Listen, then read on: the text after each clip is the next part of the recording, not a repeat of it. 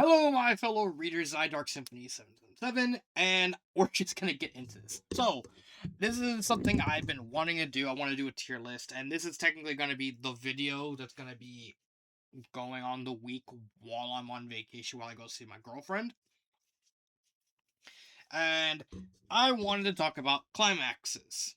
Not that kind of climaxes. A climax in a story is basically the big moment where everything, either a character or a plot point, kind of culminates into like this one big colossal moment. And so I got 15 climaxes. Some of them were character related, some of them were story related. And I picked one from each fandom. The only condition I couldn't do is I couldn't pick a fight. I couldn't pick any fights because if I want to do a follow up, I'm probably gonna do exclusively fights. Maybe that's something you would want to see. Who knows? Maybe. So let's just get into it. If you like the video, subscribe to the channel and leave a comment in the comments on like if you read any of these stories or if you would want to read any of the stories based on what I say about them. Would they be actually good? Now, we're going to start with one of honestly the climax that kind of inspired this this little video more or less. It is the final challenge from Total Drama Gold. This is like the most recent fan fiction I've read, so it's still pretty fresh in my mind. But how I'm going to rank these. I'm going to rank these based on how well the build up to them does it make sense in the context of the climax, as well as how good is the climax is. You could have pretty bad build up, but have a good delivery, which I'll talk about. But you can also have inverse, and that's various intricacies and how everything plans out and how it makes sense in the context of the story. Total Drama Gold will be going against all the and also oh my god, it's like almost midnight when I'm recording this, so excuse me if I'm messing up wrong. We're also gonna put these climaxes against each other, so we're not gonna rank them based on like how good the overall story is. We're just gonna do which climax is better than the other climaxes in essence. So all 15 of these stories are gonna go against each other. And Total Drama Gold, uh, what to say about Total Drama Gold? I do like the climax. The the idea of the three finalists basically teaming up to ensure someone wins because they realize, oh, Wario's trying to screw us over. Oh, all right, we're gonna try and team up so that way one of us gets the win. As long as Wario loses, we're fine.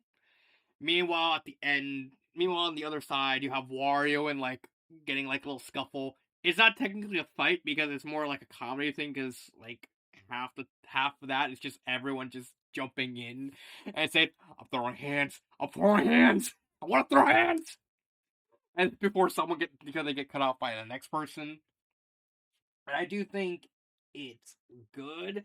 It is kind of let down by the whole Walter thing. It's not really as built up because Wario is supposed to be like, you'd think since the whole thing is about Wario scamming everyone, Wario would make more sense as like a final villain. But no, it's like like the whole Walter storyline just takes up so much and kind of just takes away. It doesn't. It is still the best finale of any of these total drama crossover fics. It still is. But in terms of, is it better than all these other climaxes? Not really. Not really. So where would I put this whole thing? I would put it B. Yeah, I think B is fine. Like it's not like it's good for what it is, and in the sort of genre that it's accomplished, it's still the best. But it's just like you're going against like all of these, and a lot of these are really good. Some of them are bad. Some of them are good.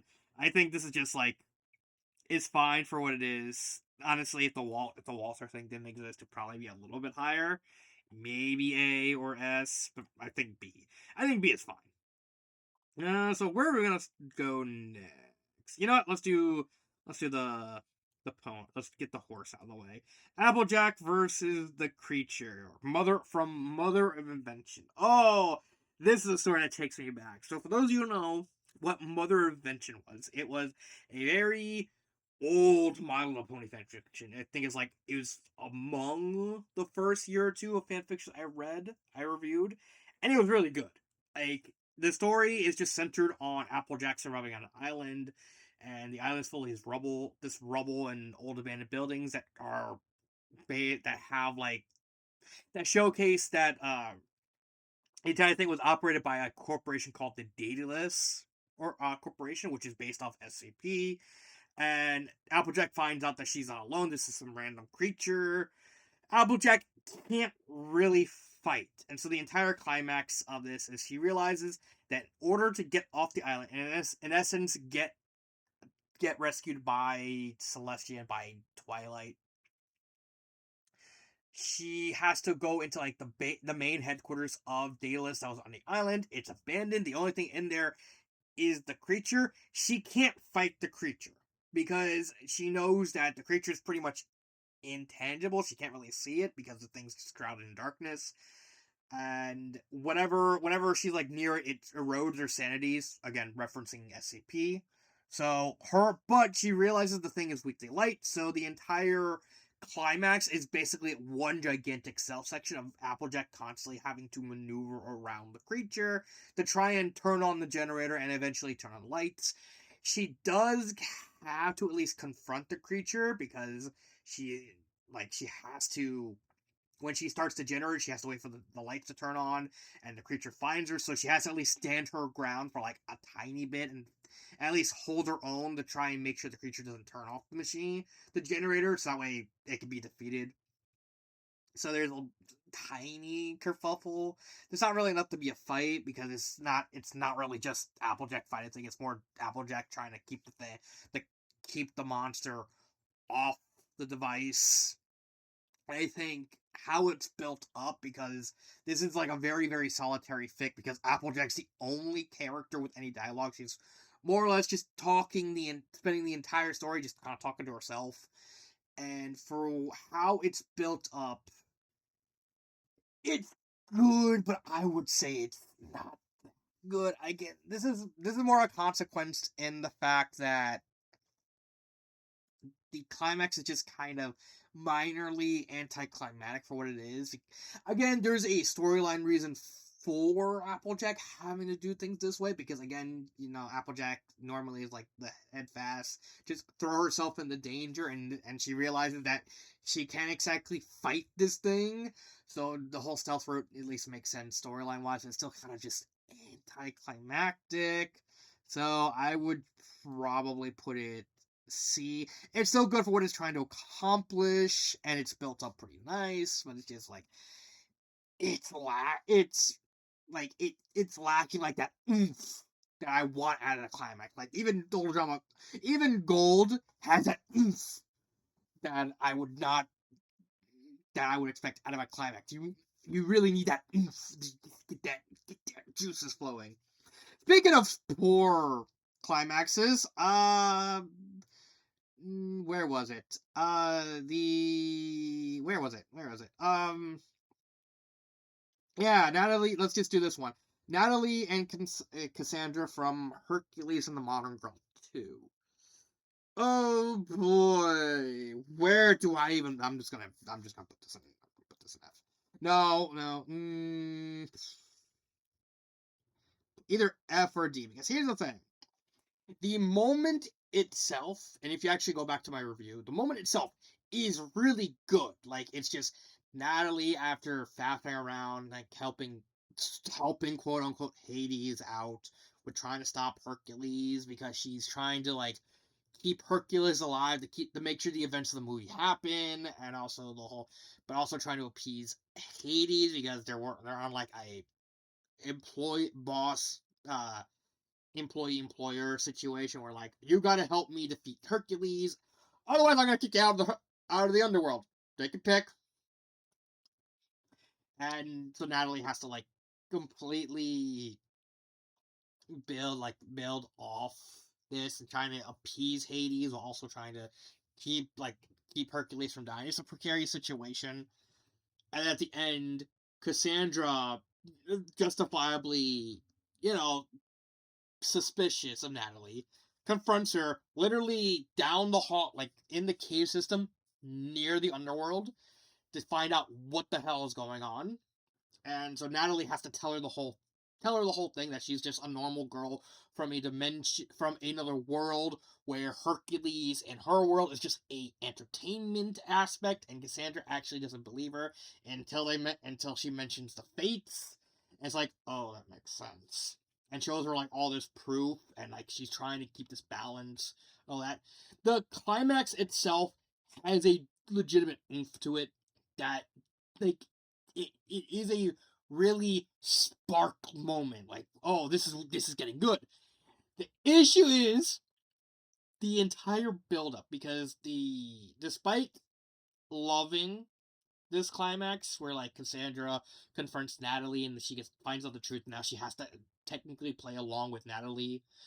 The issue is, so much of season 2 of Hercules and the Modern Girl was filler. Like, the build up to this was just really, really poor. And I just did not like the build up. And that was like an actual criticism I had of the second season, because so much of it was just a big pile of nothing. It was just on a repeat that just kept going on and on until the Natalie Cassandra whole situation at the end, and there is like no foreshadowing. There is a way, due to the fact that it's just Hades coming up with a plan, Natalie sort of foiling it while trying to make sure that she doesn't get caught foiling it, and then Hades kind of punishing her, and then they yelling at each other, and then that just goes on and on and on, repeating constantly. And that just sort of, that took any true like full on enjoyment, because it's just so repetitive. I had to, so that kind of gives me trouble on where I want to put this. Yeah, I'm putting it F tier. I'm putting it F tier. It's a great moment, but the the build up to it is just so bad. It is so horrible. What do I put next?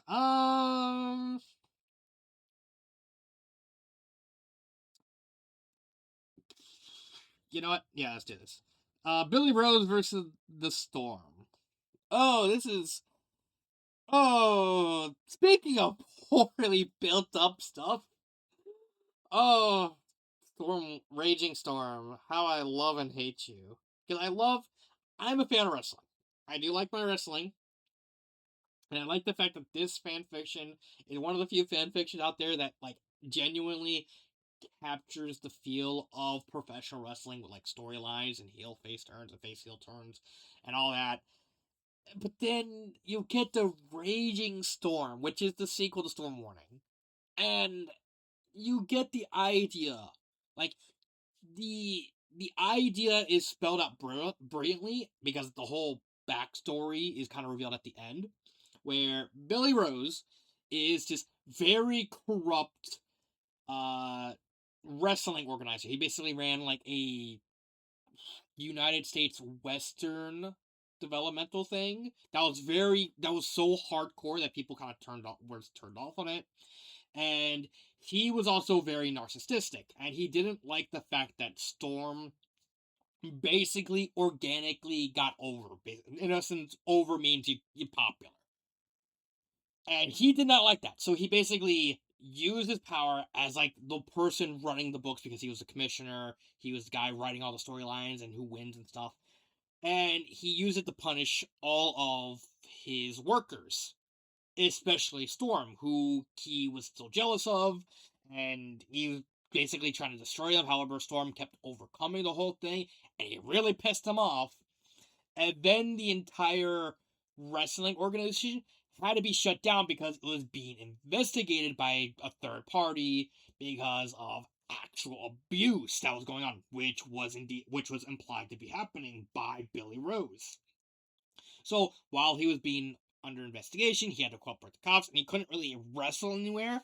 This caused Storm to go to the WWF, and this story takes place like 2000, 2001, and do all the whole thing. And so Billy comes to the WWF during Rage of Storm after the investigation ended, and the cops are just like, yeah, we can't really prove anything because Billy Rose was like smart enough to keep everyone quiet.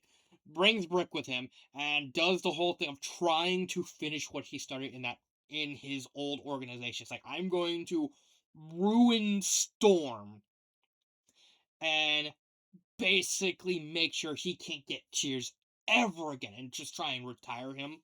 It's like, on paper, that is a good idea for a climax. The issue is Billy Rose is like, I don't know what the author was thinking with making Billy Rose a coward, because his whole thing is like he's not really going against everyone else. He's specifically trying to target Storm, rile him up to kind of get him segregated from everyone around him, and then mentally and physically break him. And then the author portrays him as a coward, which again, it's a common thing with like wrestling bad guys, wrestling heels. It's like you make them cowardly sometimes, but this is like the one time where that doesn't work, and like this causes like a very slipshod build up to the climax. That's like you're constantly trying to tell us that, oh, I'm smart, I'm trying to break the Storm, and then he just kind of acts like a coward the entire time.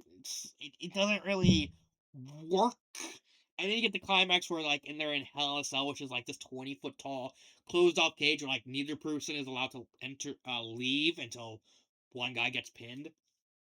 And that's over the top. That's actually a great wrestling match. This is technically a fight, but I'm putting it here because it's technically not a fight. It's a wrestling match.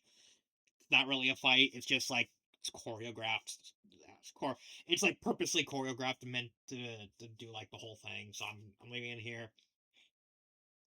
Uh, it's really well done. The whole build up to the fight of like all the other in the arena, like all the other people who did that Billy Rose abuse, be watching the whole thing, like seeing Billy just Storm just constantly just hammering Billy, trying to take him out, and then Brick gets involved and he's about to break Storm again, like, and he just turns around and just puts his hands on Billy. He's like, no.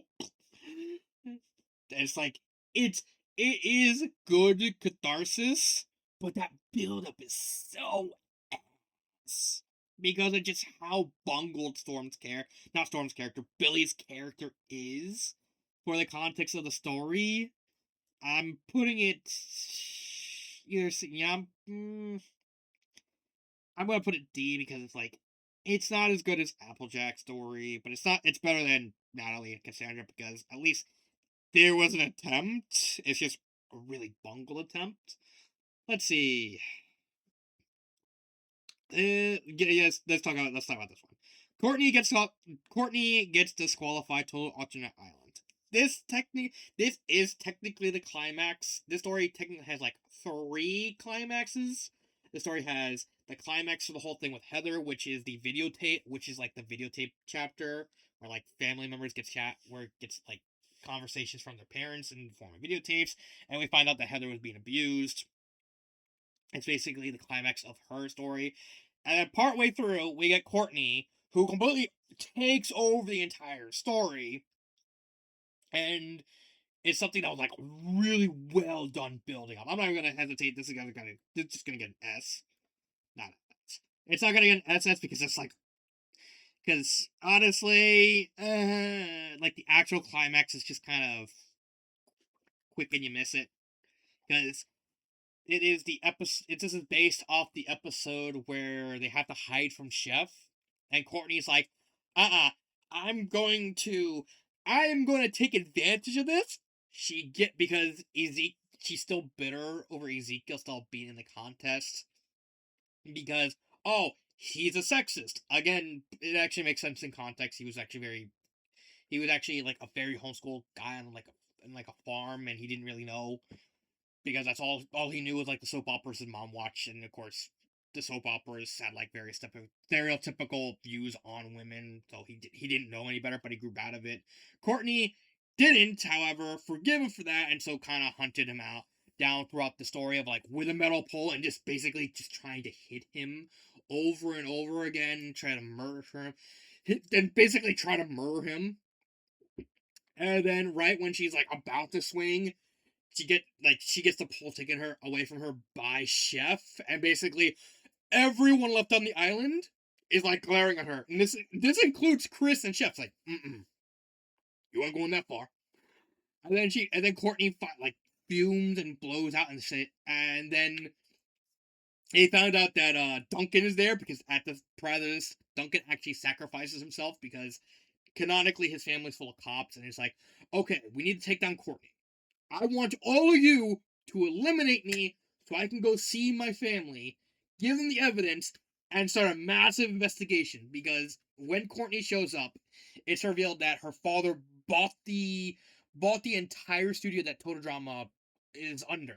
So that way, she's essentially mega rigging the competition again for herself, giving like all these perks, scripts. She has control of the cameras that watch everything and has like all these perks that even Chris doesn't like. Think about it. You're so rigging the game against yourself, not against you for yourself. And even Chris McLean. Granted, it's season 1 Chris McLean. Even that even season 1 Chris like, oh no, that's too fucking far. So Duncan sacrificed himself to get the evidence, so that way her father can be investigated for like the rampant rigging. And he comes back along with a lawyer that basically tells Courtney, "You're being disqualified. There's not gonna be any elimination ceremony. You're just gone." And Courtney, of course, fumes.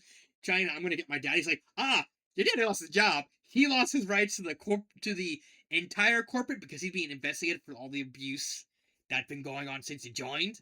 Like, yeah. And then Courtney closes up and she blows up and like how she's lost. And then Gwen walks up, so it's like, and even asks Chris, like, "Am I? Come on, I gotta let me have this." It's like, and Chris goes like, "Yeah, sure, why not?" And then Gwen turns around, glares at Courtney. He's like, Gwen, what are you doing? What are you doing?" And then Gwen just punches Courtney right in the nose so hard she goes flying like several yards into the elimination boat. It's like, my nose broke. And it's like, we're gonna let us are you gonna just go? No, we're gonna let slide this time. We're gonna let slide. And it's such a cathartic moment because Courtney was built up so well as a villain throughout the entire story. She gets eliminated like at the very beginning of the story, but she keeps coming back because they're offering volunteers for the challenges, and she's like constantly getting in and doing her chance to like abuse and throw her weight around. I think that's really well done. The build up is amazing. The only again, it has an oof mainly for Gwen's punch, but it's so quick because it's just like it's just really just a punch, but it's like it's a really well deserved punch. So yeah, that's why it's S tier. I really like it. Let's see. What else? Let's do this one. The final duel from Tournament of Shadows. Uh, yeah, this is like the one that I was struggling with because I was like, oh no, everything like every other big one was like actual fights. So I was like, I don't want to do fights. So I was like, I'll just do a duel. I didn't want to do Gwen versus Kaiba because I talked about that enough. So I picked the final duel from Tournament of Shadows. It's basically a very long, drawn out duel. It's about about three or so people versus one. The setup is really well done. it's basically like a mystery where like the main characters are trying to get into Pegasus's castle because they realize, okay, the main villain has something to do with like this incident that's going on in hell because Shadow Chasers about demon like interacting with the shadows and like they have to deal with the hell. They have to deal with like the hell's hierarchy and stuff like that kind of that are keeps trying to stabilize itself. And this demon called Archduke Laversus, and he's basically locked in like a big thing of ice, but he has like an avatar that he projects himself in. And in order for him to get out, a shadow kind has to actually win the tournament. It doesn't matter which shadow kind wins, as long as a shadow wins, he can get out, and he basically destroys everything. And so the climax is basically just okay, all the remaining shadow kind more or less have gotten eliminated.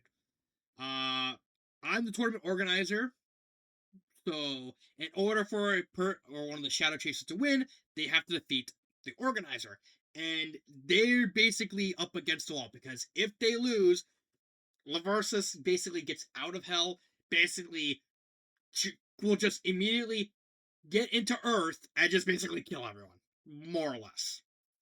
And the entire gimmick is the fact that he's running like alternate win conditions.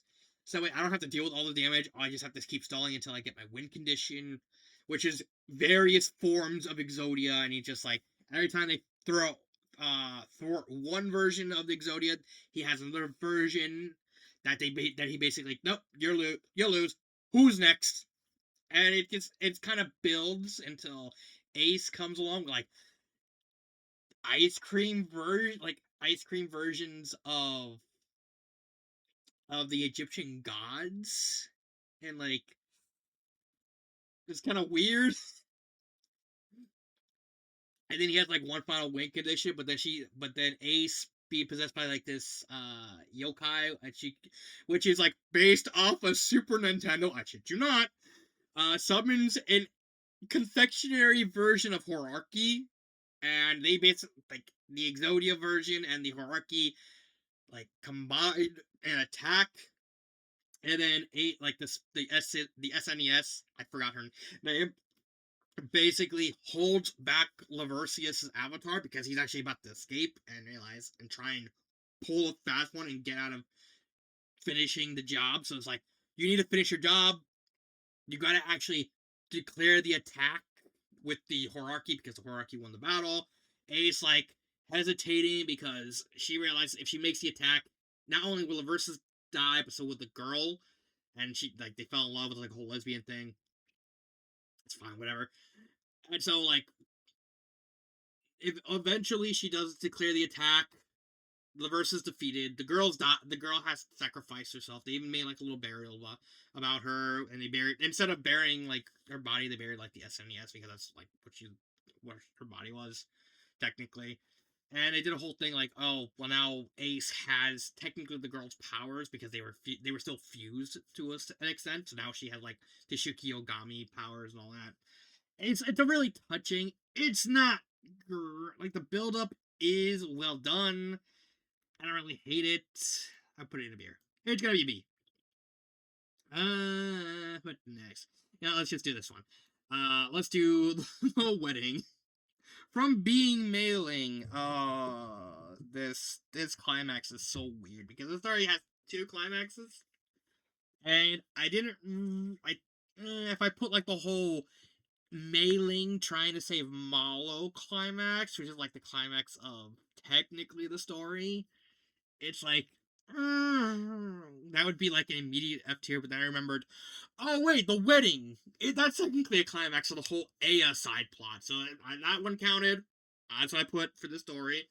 So for context, in Being Made Ling, Aya Shimamaru, who is like a Tengu reporter, is also a pedophile. And once Mei Ling and like all the members of the Scarlet Devil Mansion find out, it's like they're basically just like throwing hands. Come on, let me out. And Mei Ling's like trying to calm them down. It's like no. Let's find out. Like let's calm heads preferred. Let's just talk to her. And so they do like this whole little testing thing where they put like a one of the fairy maids on there, and like Aya's just normal. It's like, aren't you gonna? It's like, well, it's just a fairy. What if the fairy Cerno? It's like, and then it's like, and then she found out, oh, she's not a pedophile. She's just sternosexual. And like everyone's still like, what's up with it? Like, just get up. And then she manages to get out, and then the entire this entire side plot is like thrown out the window because like, oh, she gets away. And now she's just completely hiding herself, and they burn her house, they burn all her stuff, and now she's at large, and she just disappears, and that entire side plot just kind of goes by the wayside with like more shenanigans with Mei Ling and Sakia and Yuka, and even like Cerno doing like with her robot stuff like Dicerno and all that junk, until very late in like a little past the halfway point of the story where it gets revisited when it's like, okay, they're asking for Aya because like nobody has found her. Like she has gone out of the way to remain hidden. They have no idea where she is, how to even get her. So there's like, well, technically you're the guys who kind of revealed this information, so we're asking you, you had any ideas? And so Mei Ling decides, I got it. Basically proposes a mock wedding. It eventually becomes a real wedding between Remelia Scarlet and Hakare Rimu. And they're using this as like the big things. Like, well, Aya's still a reporter at heart. She won't pass up an opportunity to take pictures of this.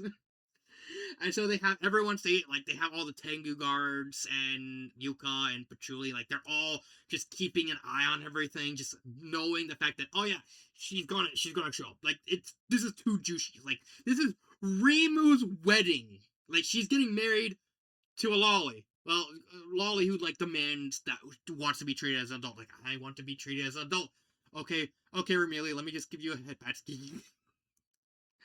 And like Aya's not gonna pass up this opportunity. She's not. She's just not. She's just gonna obsessively just latch onto this and try and crash the wedding just to get pictures. And they do, and she does eventually because she had Rumia strapped to her back, and she was forcibly using Rumia's powers over darkness to basically hide herself to essentially be able to sneak in. And then we got like this little caught like this like everyone just trying to jump her, and Aya's just kind of dodge everyone. It's not a fight again. It's because Aya is like holding the child. It's like they don't want to fight. They're just trying to capture her. They do eventually capture her, and it's honestly very hectic. It's the build up. I get why the build up is like very wishy washy in the story because it's more of a create your own adventure story. So like this whole thing had to get sidelined for like the bulk of the story. So put it here. I'm gonna put it here. I just think it. I think it just makes more sense here. It has oomph. It has the build up. The build up, what we see it is not bad, but it's also. You know what? Yeah, put it D instead. Yeah, put it down. What do I do next? Yeah, let's do the Elsa one. Elsa confronts Devil from Thawing Hearts. And before you say it's not the Devil, it's a gnome, and his name just happens to be Devil because they kind of call him that because he's a trickster. Thawing Hearts. Oh, this is such a weird climax because this technically happens right after a climax. This happens after the climax, like trying to rescue. This is essentially like three climaxes in a row. This is like I think the third climax of the row because you had the whole climax where like Elsa confronts Devil while he's holding Anna hostage and basically changes the rule and basically just like, oh, now you gotta do this whole game, and then you got the whole thing with like her like the entire Nate turned all of Ariandel basically don't want her to be ruler because of the whole incest thing. and then this that happens right after the previous two. It's such a weird mess. Like, it's fine. Like, the whole idea is like again, this is like a gray area because they do technically fight, but it's like it's such a small part of the climax. I didn't think it should count. It's just they're just trying to. Elsa wants answers from Devil. Like, are you my father? Like, are you like, am I actual father? Before you say anything, the actual truth is like a weird. It's a really big weird mess that involves like him being a sperm donor to kind of jumpstart Iduna's reproductive capabilities. So he kind of is her father, but also kind of not because she also shares genes with her the king. So like, so it's such a weird thing. It's such a weird like answer, but like seeing the climax of it, oh, the climax I think it's fine. The fight at least makes sense for it because Devil's like whole thing is like, I want you to fight me. If you want the answer, you have to fight me. So they kind of just scuffle a little bit. They just throw some magic at each other, and then like Devil kind of just tires out. It's like, all right, fine, I'll tell you. And that's really it. And the fact that this is like the third climax in a row really burns you out. That's why you typically want to build up climaxes, and the fact that there you had three like this happens with the other two climaxes in such a short amount of time that it burns you out. It's like you just want I just want this over with. I'm gonna put this. I'm gonna be a C. Like, because ultimately, it does have somewhat oomph because it kind of explains the whole thing with Elsa's father and like her heritage and why she has magic. The hint that Anna has magic too is a nice touch, and like the burnout of like so many climaxes together just it's fine. It kind of burns you out. What's next? Yeah, let's get the Mario one out of the way. Super Koopa World. This story has two climaxes. This is more the character climax with Bowselta. So this one is probably the only one that I need to actually give proper context for. In short, during the first story, we get a hint at Bowselta Paracaries, who's basically the main character of the trilogy. Her backstory is she kind of just got lost and stuck in New York, so she had to live in the New York sewers. And then she found out that, oh yeah, Bowser's trying to send a message to Earth, and she's trying to catch it. So she kind of gets out of the sewers, goes to like City Park, or like the main square where like the big park in New York is. She's like trying to listen. A cop confronts her, pulls out a gun because he starts panicking. It's like she's trying to de-escalate the situation. That way, it's like, you didn't see me, and stuff like that. He shoots her. She gets shot in the leg, which is like a reoccurring plot point throughout the entire trilogy because she's like constantly measuring she's constantly measuring the wound because human weapons are like anti-magic, like they actively seep magic away from them. So she has like a permanent scar, like gray patch around her leg from the bullet, and so in retaliation, when she gets shot, she kills the guy.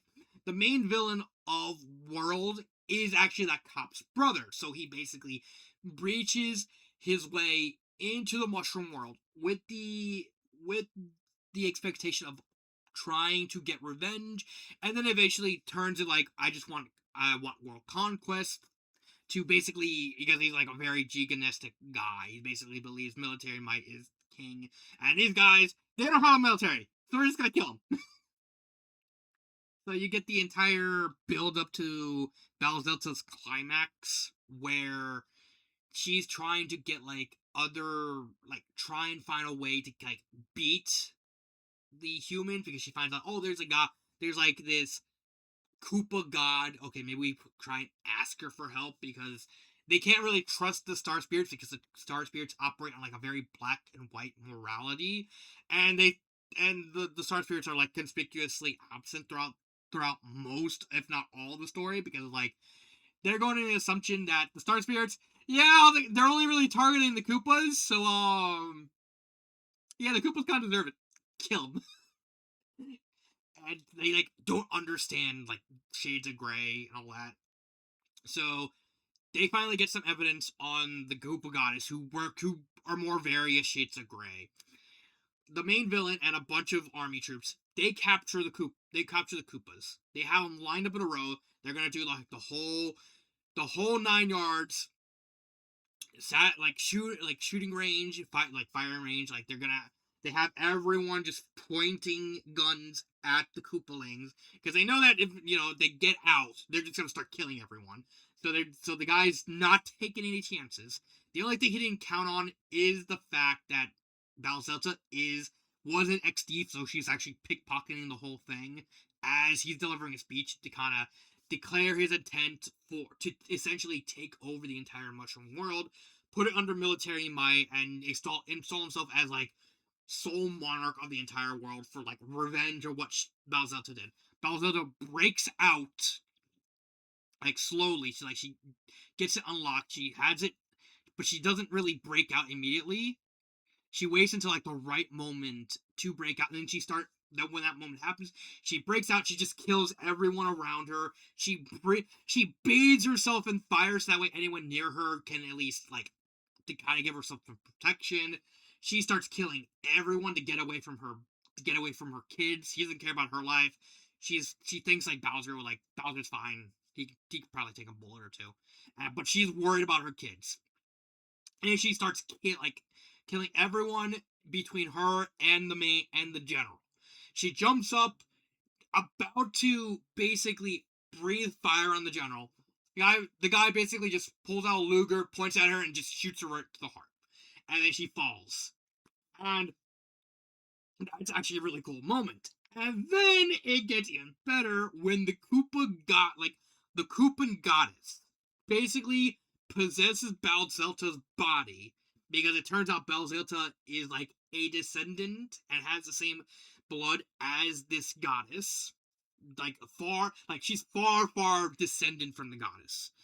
Possesses her body for a moment, revives her, gives her a bright flash, basically nuking all the humans off the map, and basically telling the Koopas that there's still a massive army in the ocean. You need to work with the entire everyone in the Mushroom Kingdom. Everyone in the Mushroom Kingdom, everyone in Charizard Land, you all gotta work together. Of course, this leads into the second climax, which is the big thing. And then she basically tells off the Star Spirit because like the Koopas are the only ones capable of holding back this army. Are you really going to risk the entire world's safety because of your hate boner for the Koopas? Yes. And also gives like some backstory on the whole Koopa goddess and stuff like that. And then Bowser's left with another scar right in the middle of her chest. Well, right where her heart is, actually. And it's a really well done climax. Immediately after this is the climax of the story with like they have to prepare for like the army coming because they realize, oh yeah, there's still like a massive army out this in the mushroom waters, and we don't have any way of fighting them in the water, so we have to wait for them to come on land. So yeah, that's that. It's honestly really well done. The build up to it is really nice because the entire first half of the story is just building up not only Balzelta, like the Koopa goddess, but also Balzelta's connection to Koopa goddess, and like her devotion for trying to protect her kids is really well portrayed up until her death. It's honestly a shocking moment. It is also burdened by the fact because, as I said in my review long ago, Balzelta kind of straddles the line between a really good character and Mary Sue, and stuff like this really doesn't help. So I would put it. But it has all the oomph. It has the build up. Yeah, I'm gonna put it in A. I don't think it's as good in S or SS. I think it is a really good climax.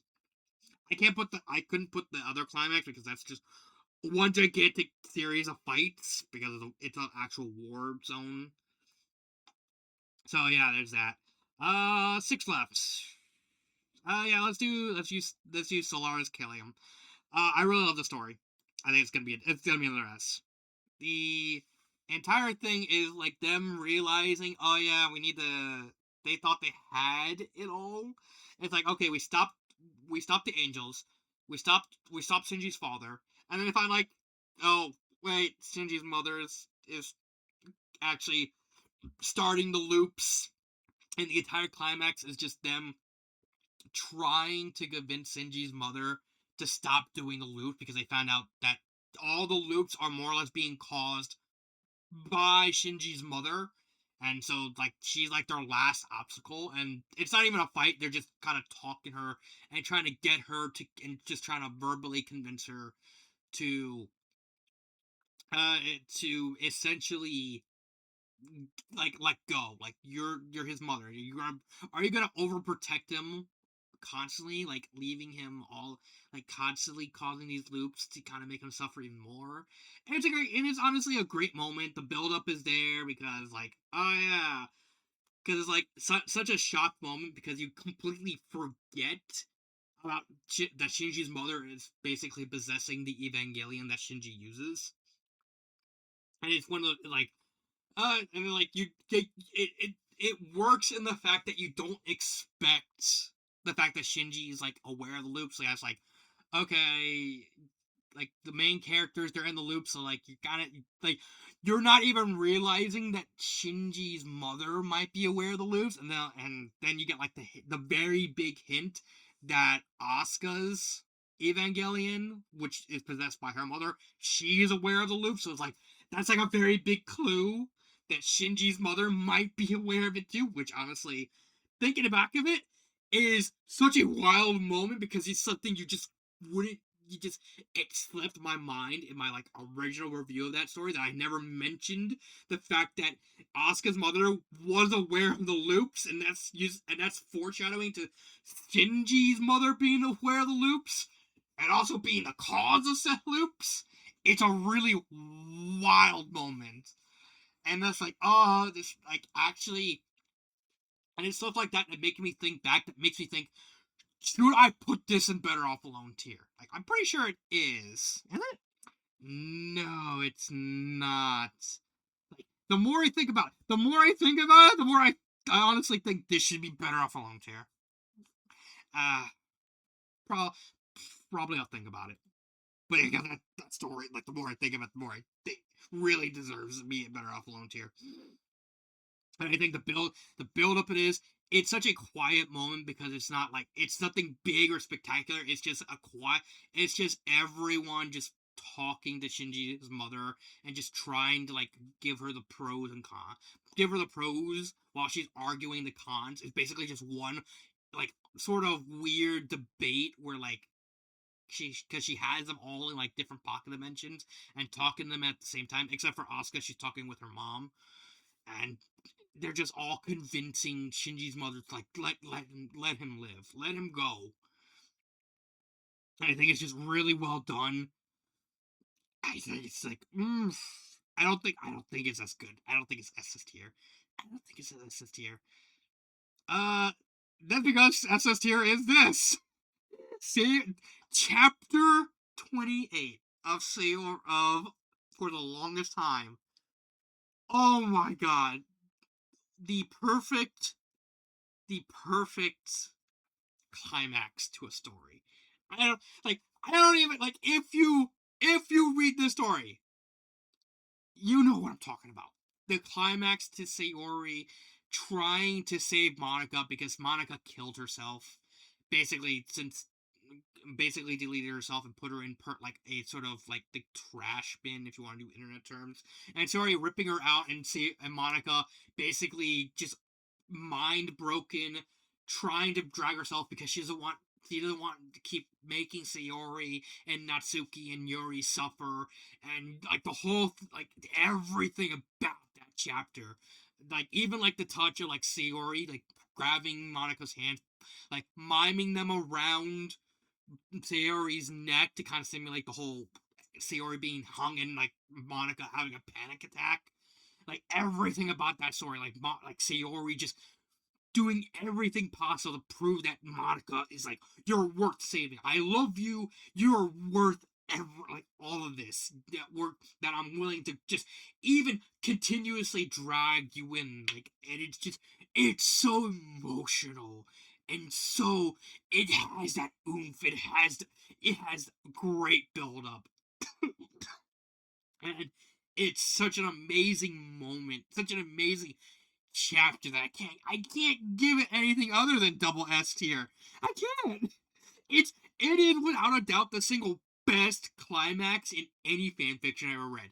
It is that good and that deserved without seeing Monica finally get that happy ending. The fact that someone finally does care for her. Even if it's Sayori, even if it's someone she did kill, and of course Sayori knowing because when Monica dies, Sayori gets like it gets knowledge of like the whole situation. And like Monica like realizing she has someone now. It's such a beautiful tear to my eye. Oh, it's so great. Uh the killer, yeah, let's do this. Let's continue. Killer revealed from Dynamic Delirium. Oh, this is the weird story. This is the Vor story. Because this has two climaxes. This is the climax of the first act. I forgot this is the war story. Okay, so for context, but the Bones team, because this is a crossover between the Bones TV show and a internet world called Filaria that's based around war. I shit you not. And the big gigantic demon, a big gigantic like Nile or something like that, died. No, not died.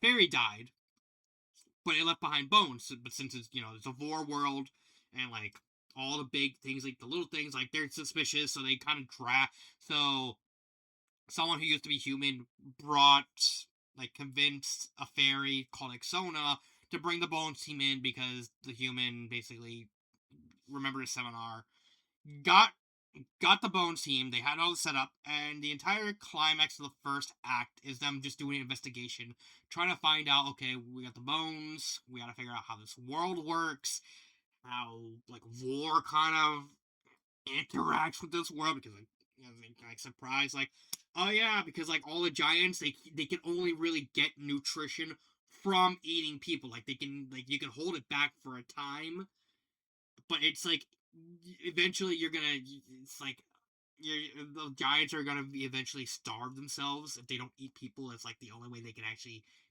keep themselves alive. And they find out Exona, the fairy that brought them in, is behind the whole thing. And they do like very clever sleight of hand where they do like this whole big show where they gather everyone inside this massive tree and everyone's just watching and they give like the presentation. It's like and then they get to the Killing Blow booth, basically grabs a knife and he just throws it at Exona because the person who did it has ice powers, and so Exona just instinctively throws out ice powers like and it's portrayed very well because it is portrayed like a legitimate mystery because if you go back you can see all the clues that Exona was one behind it and it's all very cleverly disguised like because they're operating on like a unique world like again war is like the big thing that happens in the world and them having to survive other creatures that are trying to eat them like a slug girl and stuff like that. And it's all really well done. It doesn't lack the oomph because it's the climax is meant to build towards a bigger climax, and honestly, the bigger climax kind of shit because once Exona is revealed to be the villain, she's kind of a shit villain. So I'm gonna put this. I'll put this in C. Uh, Jane Marsden versus the big one, or the Alpha Raptor from Jurassic Park Purgatory. This is a good climax. Oh boy, I don't think it's. I don't know where to put this though. I don't know what to put this because the thing with Purgatory is there are 4 climaxes. There's one climax for each main character, uh, Clive, Sydney, and Jane, and then there's a 4th climax with them getting off the island that involves a T-Rex. That also kind of sort of piggybacks off Sydney's climax, but they're technically 2 different climaxes. Whole thing. Jane's climax is like wedged between Sydney's and Clive's climax. So this is like a similar situation uh with Thawing Heart, but this one's done really better. This one's done better because they're all individual storylines. It just happens at the same time. While with Thawing Heart, they're all part of the same story and the same plot line. They just happen one after the other. And the whole thing where Jane's character, like this is where Jane's character meets like its emotional climax, where she finally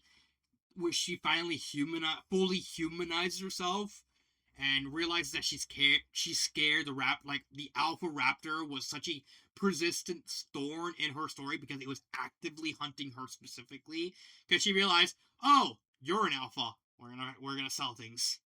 And so the entire chase sequence throughout the abandoned InGen facility, and like Jane trying to outsmart the raptor and like yelling and like swinging a hammer. That's the closest thing it gets to like any sort of combat where like the alpha snout kind of gets stuck and she's just whacking it with a hammer to try and get it away, and she's like screaming at it. But it's the emotional connection and how it builds up and how it built up Jane's character and how it fully realizes it, because Jane's entire character arc is the fact that she starts the story out as like this emotionless, cold, unfeeling, uncaring, more or less machine. And over the course of the story, she that exterior slowly starts to melt as like she's having more and more trouble holding that emotionalist veneer behind. And this chapter basically just shatters it and realizes that she's just a scared girl who wants to go home. And she realizes that, she fully humanizes herself, that she wants to see her girlfriend. Yeah, a lot of Yuri going on in these stories. That she wants to see her girlfriend, and basically realizes this raptor's the only thing stopping her from, like, not only seeing her girlfriend, but also keeping her from wanting to protect the other people still alive. And so that kind of galvanizes her, that leads her on the chase of trying to outsmart the raptor. But of course, the raptor is constantly trying to outsmart Jane too. So there's like a big push and pull as like they're trying to outsmart each other. And even like the nice touch at the end of the climax where the raptor gets like stuck underneath some machine, like half its body's like under rubble, and like there's a fire going around. Like Jane like looks at it barefully, and she's like, the raptor's still like resigning itself to fate, and like stares at Jane. Like it's like it's like a really humanizing moment, and like it accepts the fate, but still at least tries to get one last snipe at her. But Jane walked like calms the ladder, resolute in her decision to try and save whoever's left. It's a great moment, and I still wish the sequel would finish, and I still hope that we get like a continuation on Jane's story. Um, I'm gonna put this in A. There is a build up to it, but it's just the fact that it's sandwiched between 2 also really good climaxes. Granted, the final climax is but Clive's climax is good. Sydney's climax is good. Jane's just happens to be the best of the 3. So I think A is good. It doesn't have as much oomph because the ending, admittedly, besides the whole, honestly, the whole ending to the whole climax with our climbing the ladder just kind of ends on like but it's good for what it is. But even even the end is still good. It's just like it lacks that whole punch that these 3 have. Um, Junko's trial from If Despair Never Ended. So this one's kind of a weird one. Not so much in the fact it's Junko, but more the fact that Junko's hiding at first because she's disguised as Celeste Ludenberg, and like they're trying to like figure out like because they realize, okay, Junko's one of us. We don't know who, and the fact they kind of figure out it's Junko, it's Celeste because of the breast size because, like, oh yeah, I don't think Celeste has as big as a pair of jugs that Junko has, and that's like, oh, okay, that's like, and the entire setup, the build up to like everyone trying to escape, and Makuro basically fulfilling the protagonist role, trying to take down her sister, and like Junko metaphorically just completely mentally destroying everyone, while like the broken Monokuma is like on the crowd, just having like doing like sound bites to reference ours, the swimmers, those like proposed like not cut death with like the swimming and the sharks stuff like that. It's honestly really good. It's just the problem is it just goes on too long because because this is the only climax that is multiple chapters. Like this entire climax is over the course of 2 chapters, and it feels so long. I get why it has to be two chapters because the first chapter is just trying to find out who Junko is, and the second chapter is just basically trying to convince Junko to open the doors to let them leave, while Junko stays behind. So I get why it has to be multiple chapters, but it goes on so long. Like this is the longest climax of all the stories here. It definitely needs to be long because again, there's so much that kind of has to go into it because it's like calling back to everything from like like all throughout the story, even to like the first death and all that. It's do I put this in S? I put this in double S, like because my only criticism is the fact it's just insane. It's just insanely long. It's an insanely long climax, and I don't think it should have been that long. It definitely needed to be long because of like again, you needed to cover everything throughout the entire story in the climax because it's like a trial sort of deal. I don't think it's as I don't think it's as good. I don't think it's as good as Sayori. I'm gonna put it in this. I don't think it's as good as Sayori and Monica. Alice confronting Bumby. That's going right behind Sayori and Monica. This is a great climax. In essence, the climax of the story is Alice realizing that Bumby is about to leave London, and she's basically freed Wonderland because in American McGee's Alice, Wonderland's actually inside her mind. It's like a psychological sort of deal. She defeats Bumby in Wonderland, but she needs to stop Bumby in London because he was prostituting kids, and she needs to stop him.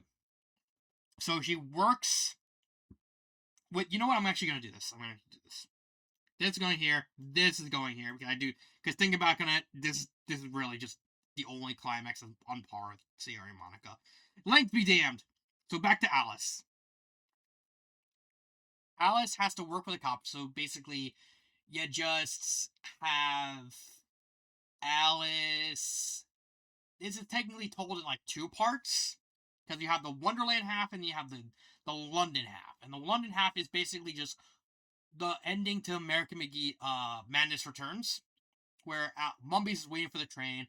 Alex walks in. However, unlike this one, Alex is working. Alice is technically being a living wire, and up the steps of above where like Bumby can't see him are like police officers ready to arrest Bumby once he kind of tattles and kind of jerks and kind of just reveals that oh yeah I did it I prostituted so many children, and so Alex is basically just trying to get him to admit that, and the Wonderland half of it is just basically Alice riding the Jabberwock into the Infernal train, which is like this gigantic train themed after a cathedral to get inside, so that way she can crash it, and she technically has to get like bust inside a bunch of uh what's left of the doll maker's forces, and she flies off and she tries to think like the top 5 things I do every day, and like the 5th one, the Cheshire Cat is falling right in front of her, and she basically teleports her inside the train, and like they work together to get to the front of the train. Meanwhile, Alice basically confronts Bumby, gets to the reveal that that he's a bad guy. The police confront Bumby, saying that you're under arrest. We're gonna put you in trial.